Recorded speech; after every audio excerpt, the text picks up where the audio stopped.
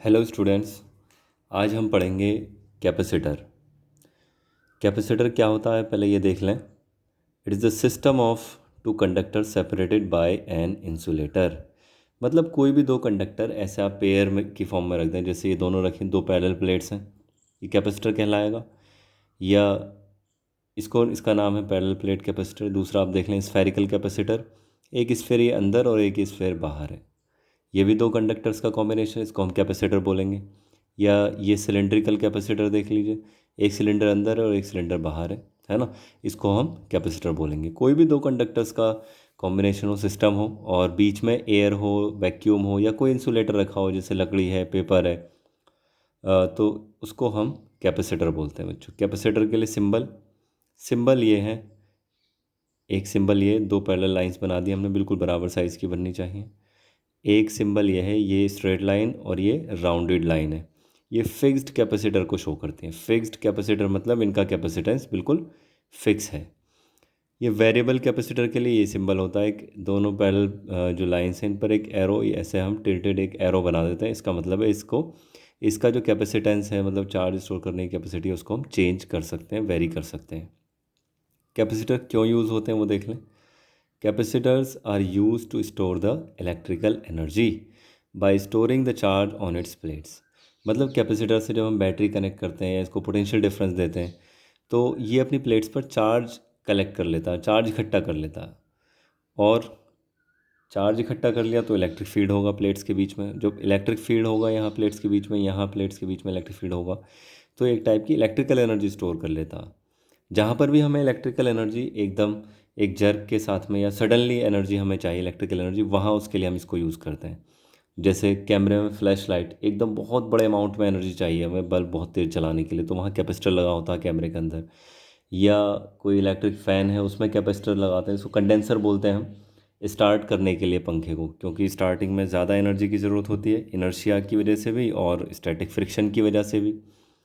तो ये इसके यूजेस हैं, जनरल कुछ यूजेस हैं इसके।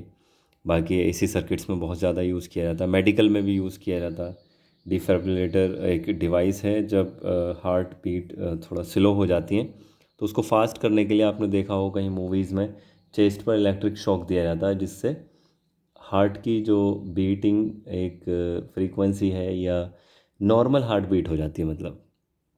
अब देखते हैं प्रिंसिपल क्या है, चार्ज स्टोर कैसे करता है, वर्क कैसे करता है, वो सब हमें समझना है प्रिंसिपल ऑफ कैपेसिटर में। देखें कैसे वर्क करता है, क्या प्रिंसिपल है इसका। देखो क्या प्रिंसिपल है इसका। आप ये मानिए कि ये कोई एक मेटेलिक प्लेट है।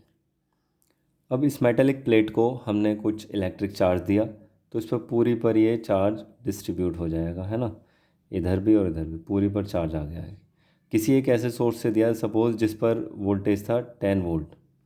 जैसे ही हमने वोल्टेज इतने वोल्ट का कोई सोर्स इससे टच किया चार्ज ट्रांसफ़र करने के लिए, फ़ौरन से बहुत तेज़ी से चार्ज इस पर ये फ़्लो होकर प्लेट पर फैल जाएगा, और ये भी 10 वोल्ट पर ही, प्लस पॉजिटिव है तो प्लस के 10 वोल्ट पर आ जाएगी ये प्लेट, है ना।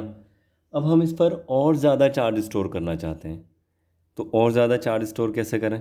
देखो एक और ज़्यादा चार्ज स्टोर करने के लिए हम ऐसा करते हैं, एक प्लेट हमने मेटेलिक प्लेट हमने यहाँ पर रखी, तो यहाँ क्या होगा, बाय इंडक्शन यहाँ चार्ज आ जाएगा नेगेटिव, सेम इतना ही मेटेलिक प्लेट है, सेम इतना ही चार्ज आ जाएगा। इधर आ जाएगा इसके दूसरे फेस पर पॉजिटिव चार्ज। अगर हम इसको देखें ध्यान से, तो नेगेटिव चार्ज इस प्लेट के ज़्यादा क्लोज है देन पॉजिटिव चार्ज। तो ये वाला नेगेटिव चार्ज भी यहाँ पर कुछ नेगेटिव पोटेंशियल क्रिएट करेगा, और ये वाला कुछ पॉजिटिव पोटेंशियल यहाँ क्रिएट करेगा, लेकिन पॉजिटिव कम नेगेटिव ज़्यादा। तो यहाँ पर जो पोटेंशियल है 10 वोल्ट, ये थोड़ा सा डिक्रीज़ हो जाएगा। तो अब ये जो जो भी सोर्स है 10 वोल्ट का जो चार्ज ट्रांसफ़र कर रहा है, तो थोड़ा सा चार्ज और ट्रांसफ़र कर सकता है। लेकिन हमारे लिए और भी अच्छा हो जाएगा अगर हम ऐसा कर दें कि इसको हम ग्राउंड कर दें, मतलब यहाँ से पॉजिटिव चार्ज, ये सारा का सारा पॉजिटिव चार्ज यहाँ ग्राउंड में चला जाएगा, केवल यहाँ नेगेटिव चार्ज बचा। अब ये नेगेटिव चार्ज क्या करेगा, यहाँ नेगेटिव पोटेंशियल क्रिएट कर रहा था ये, तो और ये पॉजिटिव, तो पहले जो ओवरऑल दोनों चार्जेस का इफेक्ट था वो कम था। तो अब क्या होगा, ऐसा हो सकता है कि ये यहाँ पर -5 वोल्ट क्रिएट और कर दे, तो टोटल देखिए वोल्टेज कितना हो गया, टोटल +5 वोल्ट बचा अब यहाँ, है ना। और सोर्स हमारा कितना वोल्टेज अप्लाई कर सकता, कितना वोल्टेज पर है, जो चार्ज ट्रांसफ़र कर रहा था ये 10 वोल्ट पर है। यहाँ पोटेंशियल ज़्यादा, यहाँ पोटेंशियल कम। हमें पता है कि पॉजिटिव चार्ज हमेशा higher potential to lower potential move करता, तो ये और ज़्यादा चार्ज यहाँ पर अब ट्रांसफ़र कर पाएगा। तो ये पैरेलल प्लेट कैपेसिटर का एक प्रिंसिपल मान सकते हैं हम कि इस प्रिंसिपल पर वर्क कर रहा है, इसकी वजह से बहुत ज़्यादा चार्ज स्टोर कर लेता। तो इसमें 2 प्लेट्स होती हैं जनरली, और दोनों प्लेट्स को हम किसी बैटरी से कनेक्ट अगर कर दें तो यहाँ पर ये पॉजिटिव प्लेट इस पर पॉजिटिव चार्ज ट्रांसफ़र कर देती है और नेगेटिव वाली नेगेटिव चार्ज ट्रांसफ़र कर देती है। या ऐसा समझ सकते हैं, ऐसा कह सकते हैं कि नेगेटिव चार्ज वाली प्लेट से इलेक्ट्रॉन निकल कर यहाँ आ गए, है ना, और यहाँ से इलेक्ट्रॉन इस पर पॉजिटिव वाली प्लेट पर पहुँच गए, यहाँ इलेक्ट्रॉन इधर आ गए। तो यहाँ deficiency of electron positive charge, यहाँ एक्स्ट्रा इलेक्ट्रॉन्स आ गए, तो यहाँ पर एक नेगेटिव चार्ज यहाँ पर स्टोर हो गया। तो इस वे में ये काम करता है कैपेसिटर, मतलब ये जो नेगेटिव चार्ज प्लेट है ये पॉजिटिव चार्ज प्लेट के पोटेंशियल को थोड़ा सा कम कर देती है, जिसकी वजह से सोर्स और ज़्यादा यहाँ पर पोटेंशियल चार्ज ट्रांसफ़र कर सकता है। ऐसी बैटरी बैटरी भी ऐसी चार्ज ट्रांसफ़र करती है, ये वाली नेगेटिव प्लेट यहाँ पोटेंशियल डिक्रीज़ कर देगी, जिससे यहाँ पोटेंशियल कम हो गया बैटरी के इस वाले टर्मिनल से, तो यहाँ से और ज़्यादा पॉजिटिव चार्ज इधर को ट्रांसफ़र कर देगी। इलेक्ट्रॉन के लिए एरो बनाए थे मैंने, पॉजिटिव चार्ज के लिए ये बनाए थे, ये पॉजिटिव चार्ज इधर जा रहा है, बात एक ही है ना।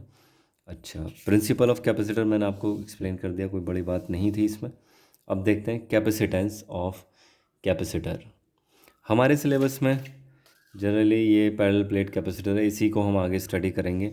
एस.एल. अरोरा दूसरी बुक है उसमें, या अदर बुक्स हैं और उनमें देख सकते हैं आप। एन.सी.ई.आर.टी. में ये वाला भी मिल जाएगा, पैरेलल प्लेट कैपेसिटर का भी कैपेसिटेंस फाइंड करने के लिए एक्सरसाइज में है, ये वाला अदर बुक्स में आप देख सकते हैं।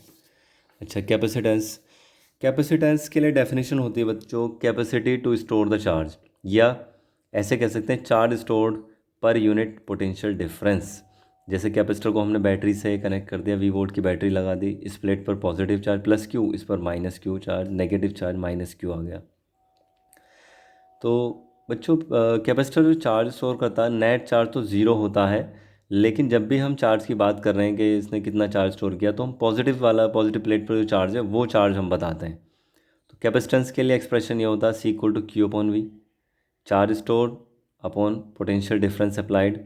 SI यूनिट इसकी फेरेड है, या यहाँ से देख सकते हैं कूलाम पर वोल्ट।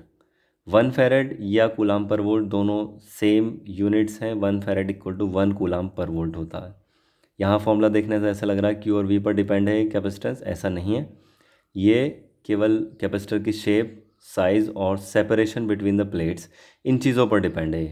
ये इनके इंडिपेंडेंट है। कैसे इंडिपेंडेंट है, क्या हो रहा है यहाँ पर, ये हमें समझना है ज़रा। देखिए, ये मैंने मान लिया कोई पैरेलल प्लेट कैपेसिटर है ना, और इस पर यहाँ पॉजिटिव चार्ज है, इस वाली प्लेट पर, इस वाली प्लेट पर नेगेटिव चार्ज है, ये बना है प्लस क्यू चार्ज, और यहाँ ये माइनस क्यू चार्ज है।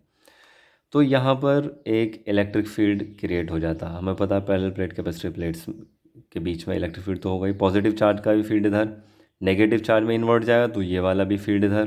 दोनों प्लेट से इलेक्ट्रिक फील्ड फाइंड करके आप प्लस करिए तो ये कितना आएगा, sigma upon 2 epsilon naught plus sigma upon 2 epsilon naught equal to sigma upon epsilon naught, है ना। ये हमने गॉस लॉ में फाइंड किया था। कोई infinitely large parallel plane sheet है तो उससे कितना इलेक्ट्रिक फील्ड होता है, sigma upon 2 epsilon naught, sigma upon 2 epsilon naught दोनों का। अच्छा, इसमें रेस्ट्रिक्शन ये है कि प्लेट्स बहुत ज़्यादा क्लोज होनी चाहिए, क्योंकि ये इनफाइनाइटली लार्ज प्लेन शीट से था, तो इसलिए शॉर्ट डिस्टेंस पर ये फॉर्मूला एप्लीकेबल होगा। तो प्लेट्स बहुत पास पास होनी चाहिए, और ऐसे ही कैपेसिटर को हम अब स्टडी करते भी हैं।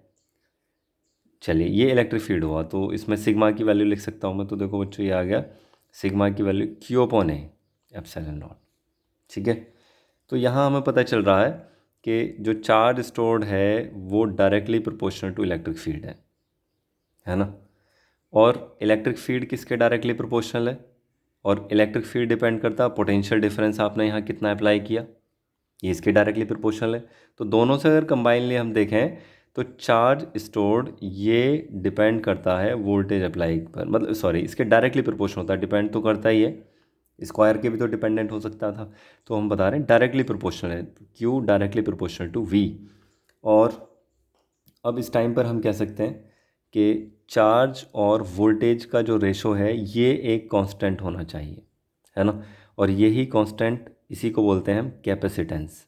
अब देखिए इसको कैपेसिटेंस कैसे बोल रहे हैं, ये एक टाइप से हमें बता रहा है, ये वाला फैक्टर, ये जो कांस्टेंट है, कि पर यूनिट वोल्टेज ये कितना चार्ज स्टोर कर सकता है। जैसे एक कैपेसिटर है, फर्स्ट कैपेसिटर, इस पर आपने 1 वोल्ट का पोटेंशियल डिफरेंस को दिया और इसने चार्ज स्टोर कर लिया सपोज़ 1 माइक्रो कूलाम।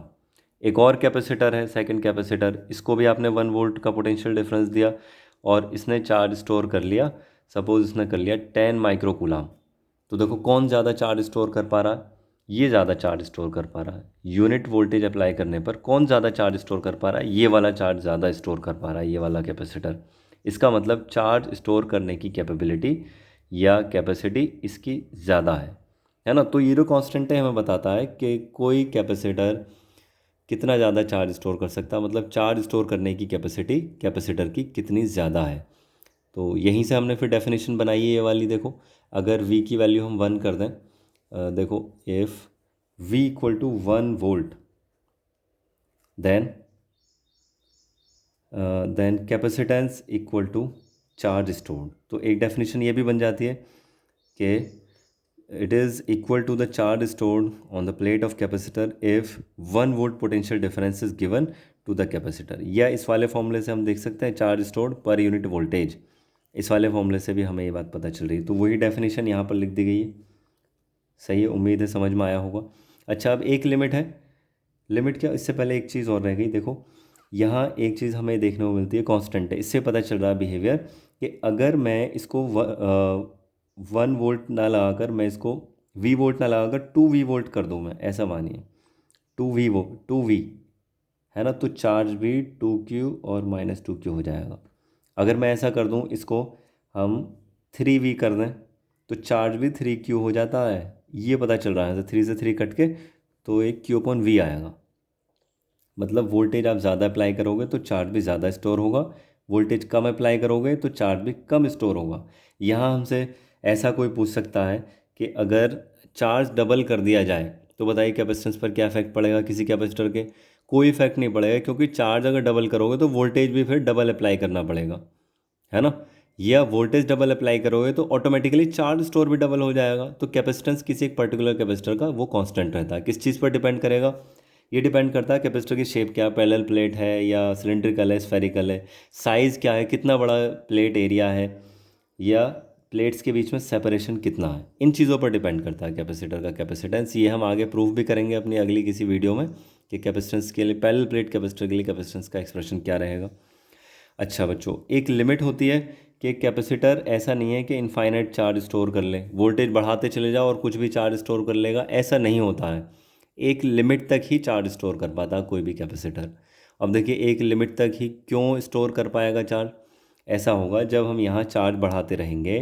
तो देखो चार्ज आप इंक्रीज़ करो ये चार्ज, तो इलेक्ट्रिक फील्ड भी इंक्रीज़ होता रहेगा। तो बीच में अगर एयर है या कोई और मीडियम है तो ऐसा हो सकता है कि वो आयनाइज हो जाए, उसके जो मॉलिक्यूल्स हैं वो आयनाइज हो जाएं, मतलब उसमें से इलेक्ट्रॉन्स बाहर निकल जाएं, मतलब मीडियम ब्रेक डाउन हो जाए, ऐसा हो सकता है। अब देखिए एयर अगर आयनाइज हो जाए तो एयर भी कंडक्टर बन जाती है ना। तो किसी भी डाइलेक्ट्रिक के लिए एक और पैरामीटर हम डिफाइन करते हैं जिसको बोलते हैं डाइलेक्ट्रिक स्ट्रेंथ। डाइलेक्ट्रिक स्ट्रेंथ का मतलब है कि कोई डाइलेक्ट्रिक बिना ब्रेकडाउन के मैक्सिमम कितने इलेक्ट्रिक फील्ड को सस्टेन कर सकता है या विदस्टैंड कर सकता है without losing its insulating property lose किए बिना मैक्सिमम इलेक्ट्रिक फील्ड कितना विदस्टैंड कर सकता है, इसको बोलते हैं डाइलेक्ट्रिक स्ट्रेंथ। अब देखिए एयर के लिए इसकी वैल्यू कितनी होती है। For air it is equal to कितना, ये होता है 3 × 10⁻⁶ वोल्ट पर मीटर। अगर इतने इलेक्ट्रिक फील्ड से ज़्यादा इलेक्ट्रिक फील्ड अप्लाई कर दिया जाए एयर पर तो कंडक्टर बन जाती है। मतलब जहाँ पर बहुत ज़्यादा पोटेंशियल डिफरेंस हो वहाँ पर एयर भी कंडक्टर की तरह बिहेव करने लगती है ना। अच्छा, इसका क्या मतलब है, इसका मतलब ये हो सकता है कि इसको ऐसे भी लिख सकते हैं 3 × 10⁴ वोल्ट पर सेंटीमीटर। मतलब अगर कोई पैरेलल प्लेट कैपेसिटर है, उसकी प्लेट्स के बीच में आपने 1 सेंटीमीटर का गैप रखा, तो इस कैपेसिटर के दोनों टर्मिनल्स पर अगर आप इतना वोल्टेज अप्लाई कर दो। ये कोई हाई टेंशन बैटरी मतलब एक ऐसी बैटरी जो बहुत बड़ा पोटेंशियल डिफरेंस क्रिएट करके देती है। इतना वोल्टेज आप अप्लाई कर दो ना, 3 × 10⁴ मतलब 30,000 वोल्ट, तो इसके बीच में जो एयर है वो आयनाइज हो जाएगी और ये बहुत तेज़ी से डिस्चार्ज होगा, यहाँ स्पार्किंग होगी, है ना। ये आयनाइज हो, ऐसा मान लीजिए दोनों जो प्लेट्स हैं वो किसी कंडक्टर से आपने कनेक्ट कर दी, यहाँ कोई कनेक्शन दे दिया ऐसा मान लीजिए, फिर बहुत बड़ी स्पार्किंग होगी और ये सारा का सारा एकदम से चार्ज न्यूट्रलाइज हो जाएगा। पॉजिटिव नेगेटिव प्लेट्स न्यूट्रलाइज कर देंगे एक दूसरे के चार्ज को। आप स्क्रीनशॉट ले सकते हैं। Okay, thank you.